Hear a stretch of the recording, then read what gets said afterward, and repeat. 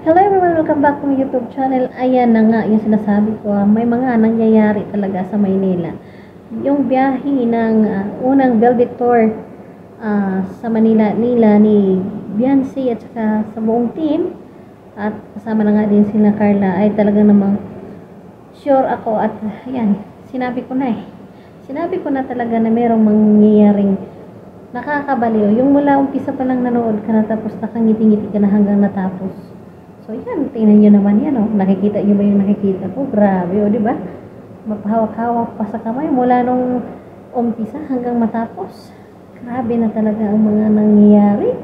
Kaya naman, marami na naman ang mga nabusog. Yan, mga kaitsi. Alam ko, busog na yan. Nabubusog na naman ang mga mata namin dito. At talagang nakikiusap kami na huwag talagang tanggalin ang ITZY. Mga love team. Kasi yan din ang namin stress reliever. So ayan, 'di ba?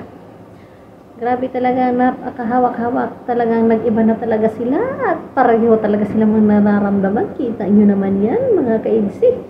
Grabe na talaga ito.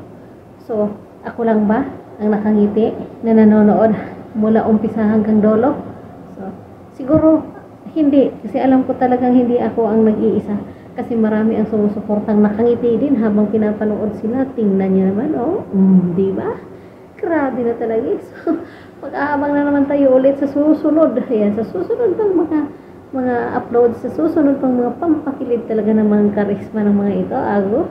Grabe, kahit yung mga senior, napapakilig. Grabe na talaga. Kaya naman maraming salamat, Kalinga Prab, sa lahat ng mga love team mo at marami kang natutulungan. Bukod sa yung mga scholars sa yung mga beneficiary, ay syempre kaming mga OFW dito, ay malaki din ang naitulong niyo sa amin.